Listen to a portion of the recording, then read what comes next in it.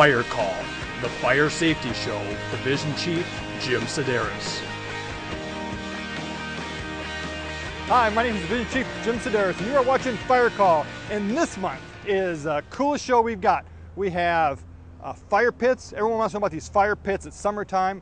How to prevent some kitchen fires. And we got some great footage. You got to see this. We're going to meet some of our new firefighters. They're not on the floor yet, but 3 of the coolest new recruits you're going to see. And saving the best for almost last, 2 generations, not 1, but 2 generations of fire chiefs on the department. We're going to hear about changes they saw and what their legacies. Now, I got a couple shout outs, 2 of them, and they're easy to pronounce. Chris is from New York, wants a shout out to the Melville Volunteer Fire Department in Melville, New York. And Brett's from Oklahoma, and he wants a shout out to the Midwest EMS and Midwest City Fire Department. Of course, they get a sassy, sweet Sioux Falls Fire Rescue t-shirt. Send those shout outs, send those questions in, because that's what's running our show, is all your questions. So sit back, hang on, because this is going to be a great show, and ride with the guys from Sioux Falls Fire Rescue. Every year we hire new people, and now we have 8 new ones just starting. We're going to introduce you to 3, and it's tough to get hired in Sioux Falls Fire Rescue. So the 500 plus that apply, we're looking at the best. And the first one on deck is John Elvey. Yes. John, where are you from? I am from Crook, South Dakota. And we've talked about this. Before you were a firefighter, you did? Chemical blending in Brandon, South Dakota. That sounds kind of cool. Yeah. What was it? What was it? Yeah, what'd you do? It was cleaning and we made cleaning and sanitizing chemicals for meat packing plants. And okay, now big jump here from that whole job to being a firefighter. Where's the tie-in? I am a volunteer out in Crook, South Dakota. Okay. And I did that for 4 years now, and I liked it, loved it, so I decided to apply for Sioux Falls. Now what, so far, limited time, you've been out here how many weeks? 8, we're on our 8th week. Okay, graduating next week. Yep. What's been your best enjoyable experience out here so far? The fires, the live fires. Yep. Because you've been doing a lot of live fires and getting in and actually doing Working the job. hard. Yep. Okay, Yep. So far so good? Yeah, yeah. Learn to cook? A little bit. I'm getting better. And you have one recipe that's a no-fail recipe. I gave him my cheesecake recipe. Okay, so you got to let me know when you make that. All right. Okay, you're done. Awesome. Next. Okay, Rachel Van Beek. Yes, sir. Yes, sir. John, where was that? Okay. Graham, remember all this stuff, okay? Okay, Rachel, where are you from? I'm originally from Inwood, Iowa. I live in Sioux Falls now. Okay, so you saw the light and moved to South Dakota. I saw the light, moved to South Dakota. What's your background? Because you got kind of an interesting background. Yep. Right after high school, I went to college, got a degree in education, taught for a year. What grades did you teach? I did K through 12. I had a K through 12 endorsement. I did substituting all over, so I did that. I didn't really enjoy it, so then I kind of just worked on my parents' farm for a year. Then I went back to school to be a paramedic, and that's where I learned about the job at. After that, Now, who told you about the job? You did. Look at that, okay? Okay, so became a paramedic. Now you're here. Yep. And what else do you do? I'm in the National Guard as well. And you're a? Medic. So combat medic. Yep. 66 whiskey, right? 68 whiskey. Okay, close. Close Give me enough. a break. Yep. Okay? So what do you think so far? It's a little different than teaching. Yeah, it's very different than teaching. That's definitely what drew me to this job. It's not the same routine every day. You get to go around and be outside, do different things, and that's definitely a plus for me. And your background as a medic will be helpful because 70% of our EMS, or 70% of our emergency calls now are EMS. Yep. So that's going to be a big plus to have you on the floor. Yep. Hopefully. What has been your favorite thing out here so far in the whole 8 weeks? Definitely the live fires, having to go in there, think on your feet, not knowing exactly what's going to happen, but trying to overcome what does happen and go from there. And we put you in as many different scenarios. Do you think you've had enough scenarios to feel a little bit more comfortable because it's a different environment? Yep. Yeah, I think we've had a lot of good scenarios. Obviously, you can't plan for all of them because it's just not possible, but what we have had is definitely a good base to start from. Okay, well, it's going to be fun to see you on the floor, Rachel. Thank you. Okay. Graham Kuhlmo. Yes. Okay, now Graham, we heard it all. Now look, they're just giggling at you now. They're just, look at it. Turn around and look for a minute, just Graham. Yeah, they're off now. And they gave me the questions I was supposed to ask you, the tough ones. Where are you from? What's your background? I'm from Brookings, South Dakota, Okay. and I used to be an electrician. Really? So we have really, actually, everyone's kind of from this area. What drew you to fire service? I just wanted a career that my two daughters, Bella and Misha, would be proud of, and a better career than being a firefighter. Yeah. And now, did you move to Sioux Falls? Nope, I'm going to stay in Brookings. And just commute back and forth? Yep. Now, what do you think so far about the training you've been getting? Has it been working for you, not working? What do you like? No, everything's been great. It's a first job I've been excited to get up every morning and go to work. Now, no one has mentioned as part of their favorite thing the right answer out here at the training center. No one has mentioned the right answer. What has been, your career depends on this, your favorite experience at the training center? Have to be slosh tubes. Slosh tubes, yes, yes, the slosh tubes. Okay, if you don't know what the slosh tubes are, we do some training where we take a big pipe, we fill it with rock, we fill it with water, and we do PT with it. And it was really fun, wasn't it? It was. You learned a lot. Definitely. Actually, you've kind of bulked up a little bit in 8 weeks, because when we started, you were a thin rail. Now, look at that, your arms are getting bigger, I see some veins there going on. Well, what else have you enjoyed besides slosh tubes? So that means today you won't have to do slosh tubes, maybe we can have someone else lift your load over there. What's been good for you? What have you liked? The camaraderie with all the other firefighter recruits, and getting to learn the firefighting career, and everything's been great out here. Because this is much more of a team, I suppose, a team effort than being an electrician maybe. Yep. And has that worked out pretty good? It's kind of a big culture shock almost, going from working by yourself to working with, well, we've seen some of your classmates. Any issues with that? No. Have you played any practical jokes yet on anybody? Few. Have you done the pop can? No. Let's work on that one today. Let's pick someone in class. The pop can, for you don't know, you put a little hole in the pop can. We'll do it on Nick Kervink. I'm in on that one. I want to be here. I'll buy the pop for Nick if you do it. Okay, Graham, I'm glad you're here. Thanks a lot. Thank you. When we look at our new recruits, and we hire these new recruits every year, we're having new people come to the department. We have to train them. So we have a full-time training staff of people that are just here to make those firefighters the best when they hit the floor. Now, one of those is Joe Van Eckeren. Now, Joe, you've been out here. You're one of our trainers. A lot of questions for you. Are you ready? Okay. Hang in there, Joel. I got you. Don't throttle back a little bit. Yep, I'm all right. When you look at, you get people from all walks of life. How do you bring them together as a team? Because it's a big team effort being a firefighter. Is there any things you do out here that help with that? Well, I think it's just constant motivation for 9 weeks. The first thing is they need to see that we're a team, and they learn from that. They watch that, and then we just motivate them. And you work out with them every day? Work out with them every day. We expect them to be very physically fit when they hit the floor. We're basically with them every hour of the day that they're out here. And they're out here for how many weeks from start to finish? 9 weeks. Now, when we look at that 9-week training, what kind of things do you run through? What scenarios or what kind of training do you have for them? The first few weeks are in the classroom, a little boring, and then they get their uniforms measured for all that kind of stuff and their turnout gear, and then after that it's live fire time. We like to run live time, real-time fires, and they'll be in the classroom and we'll just surprise them, and So we'll dispatch them like they would on a call, and they'd have to come out, get their gear on, and we'll have car fires going, extrication, and they have to go out there and think on their feet. Now, when people are going to say, how realistic is the training that you provide? So when they go to the floor, is this pretty much what they can expect to see?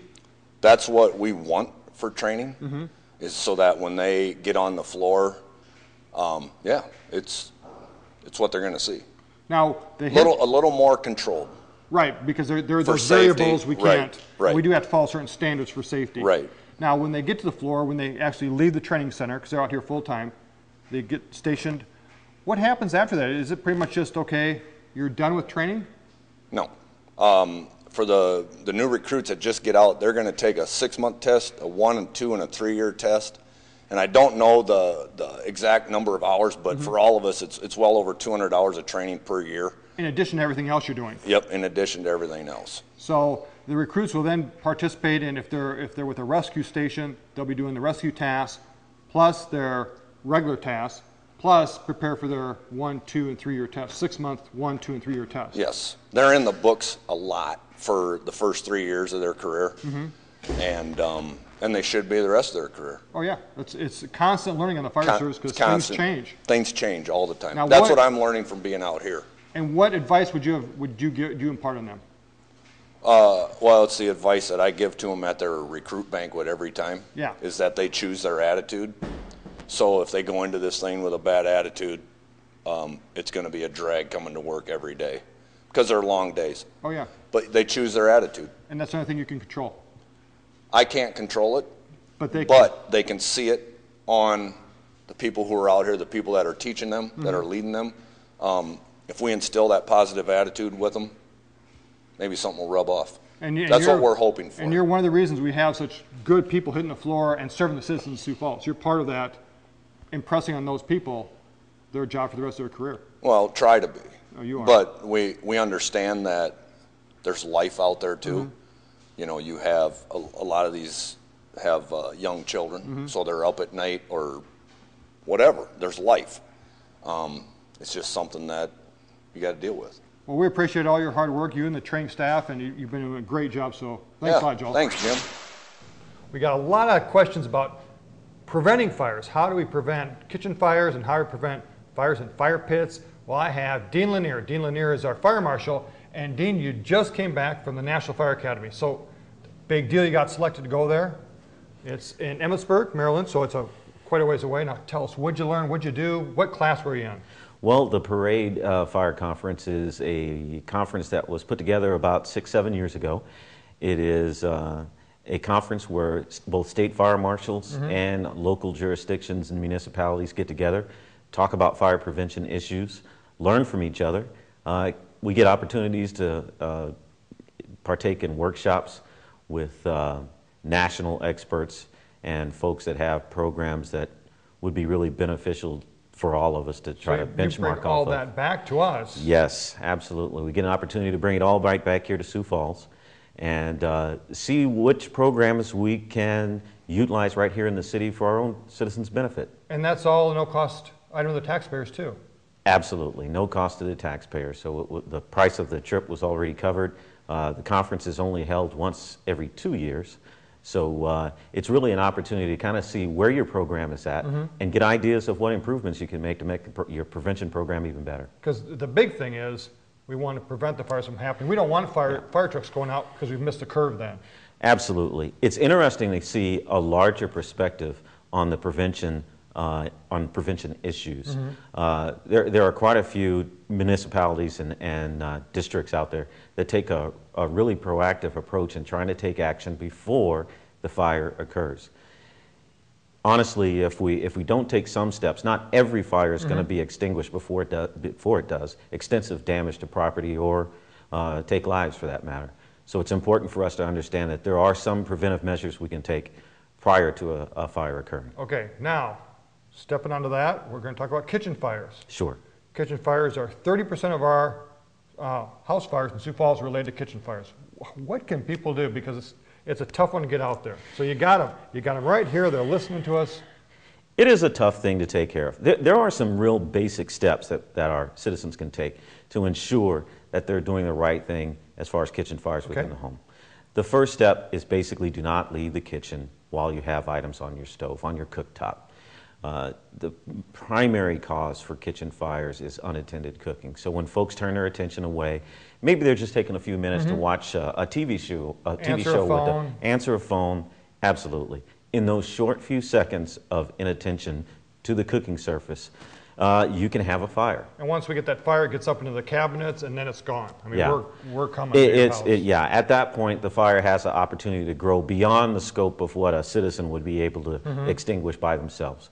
So at that point, it's necessary to call 911, get everybody out of the house and take those actions instead of trying to take some first aid action to try to put the fire out right there on the spot. Now, if someone's going to try and put the fire out, what do you suggest they not do?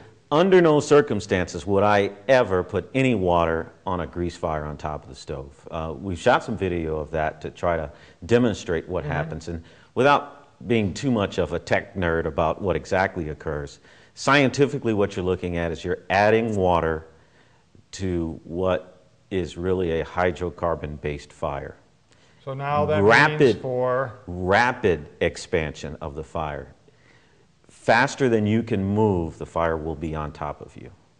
And then you're talking about your clothes being on fire and anything and everything in the general vicinity of that stovetop now on fire. So in essence, what you've done is when you've tossed the water on top of the grease fire, you've expanded the size of the fire exponentially. Okay.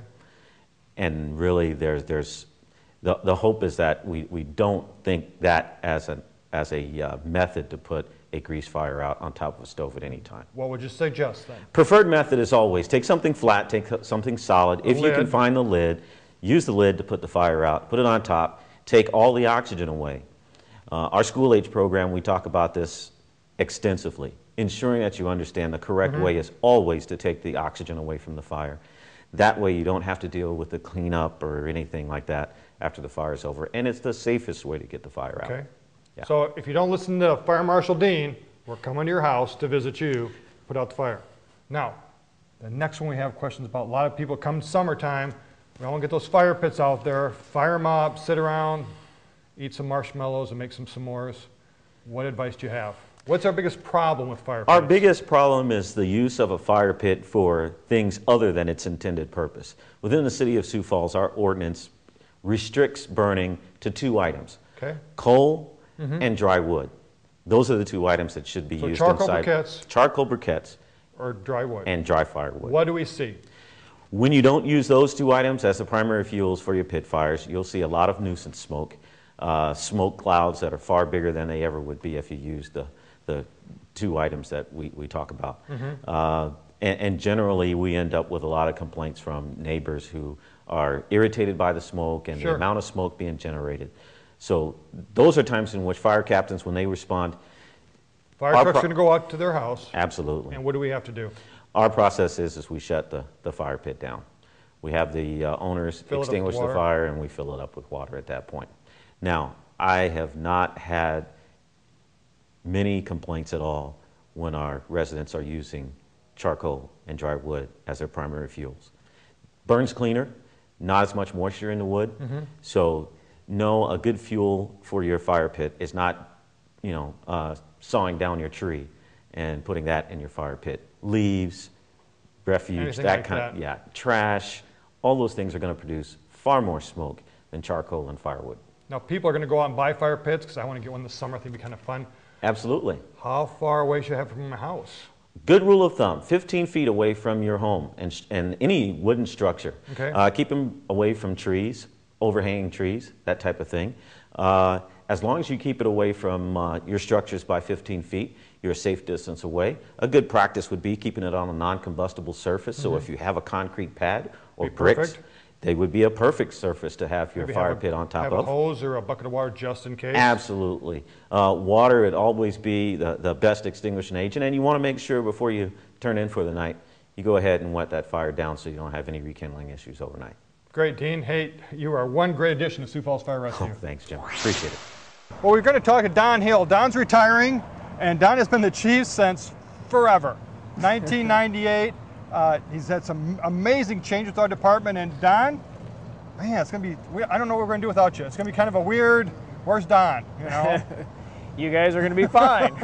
I hope so. As you know, I'm not, You're a phone call away. Okay. Now, it's been 12 years, 98. Yeah, end of 97. Yep. So you've been chief. What's been the biggest changes you've seen since you became chief? A couple of the things that have been really, really big changes. First of all, the growth of the city and keeping up with that growth. When I became chief in 97, we had 7 fire stations. When I started on the department in 82, we had 7 fire stations, so we hadn't added any. And we have added 3 stations now. We're up to 10. And we have plans for the future, so out to station 22. Okay, Donn, now every chief has a legacy, and I'm wondering what was your legacy for our department? That's probably going to be defined later, but what I think has been important and probably most important to me, especially in the last few years, is firefighter fitness. Because as you well know, we've talked about before, firefighters die in the line of duty because of heart attacks more than any other occupation. and firefighting, the primary danger in firefighting is now cardiovascular risk. And so we have put a huge emphasis on physical fitness in our department over the last several years, and we've seen tremendous improvements in cardiovascular endurance, loss of body tremendous fat. reductions in body fats of our firefighters, and I'm happy with the position that we're in now, knowing that when I turn the department over to the next fire chief, you're going to have a much more fit force than we did when I took over. And that will carry on. I mean, you start looking at that fitness level gets higher, one's feeling better, their attitudes are better, and you just keep jumping off to the next point. Yeah, and not only that, but it's much better service for the people of Sioux Falls. Our firefighters are much more capable of doing their jobs. Firefighting is very, very physically demanding. And that's not going to change. And that is not going to change. So it is the thing that has been most important to me. Well, and tell you what, it hurt, and I'm speaking from experience, it hurt for a long doing those pull-ups, but now I'm so glad we stuck to it. It feels great. Yeah. Well, Don, it's been great working with you because you know, you've really set even the chief officers, you moved us all along, and sometimes you had to push us a little bit, but we really appreciate what you've done for us. Well, thanks very much, Jim. Thanks, Don. Thanks. Okay, we got a special surprise on Fire Call. We got two of the previous chiefs. We have Kirk Anderson, who is the previous chief. We have Donn Hill, who's retiring. Kirk, you were chief from 1989 through 97. Wow. Been retired for 14 years. It's the best job I've ever had in my life. And the retired job or the fire job? The retired job. So believe me, firefighting was wonderful. I did it for 32 years. I couldn't think of a better career that I would have had in my lifetime, and I loved it. I loved the people I worked with. Now, when you were chief, what are some of the concerns you had back in that 80s and early 90s time frame? Well, I think looking back at it, I think probably at that time, firefighters were firefighters, and I and one of the previous chiefs, Orland Nargard, were looking at how important the educational aspects of the fire service were going to be, not only for Sioux Falls but nationwide and worldwide, if you will. Sure. And so we started. I went with Killian College. Tom Killian was the one that started a 2-year degree program here in Sioux Falls. I was an instructor. I got my degree, and then Jim, you know very well that you were one of my first students. I was there. It was we fun. went through that, but believe me, education in the fire service is probably one of the most important things you can do. Not only just for the fire service, but for our entire community, education is extremely important. So and now that's it's a what big I was push. looking at. Yeah, and look at us now. I mean, part of that was laid out to where we are now. I tell you, one thing I look at when you say from 97 when I retired, Don came in, what it is now 14 years later, I was looking at the budget, very frankly, that I operated with at that time, and Don has better than doubled the budget since I've been there. So he's either a really good talker, or else he's got somebody that maybe the mayor that really wants to finance this organization. This is a good organization. It really is, and it's well managed too. And part of that was you laying down that groundwork early, and we've just been building up on it every year. I tell you what, I'm really proud of the way things have happened since I left. I really am. I sometimes question those, but I never really call the chief and expound on it. But I really see a lot of good things happening. Well, and part of great organizations is being able to move to the next set of leadership and keep on moving and building up to a better organization. We owe a lot of that to you. Well, I guess thank you. I appreciate that. But you guys are the ones that are doing the work now, not me. I did it in the past. Well, we appreciate all your work. Thanks, Kirk. Yeah, Kirk, I do want to thank you for the legacy that you've left, and it is education. Without what you started, this department would not be what it is today, and I feel like you passed on to me a great department. I'm going to pass on to somebody else a great department as well, and they'll do wonders with it. So thanks very much. You bet. Appreciate man. it. Like I say, I wish everybody absolutely the best of luck. I plan on hanging around for 3 more years. That's right. On the golf course, anyway. That's right. Okay, good. Thanks.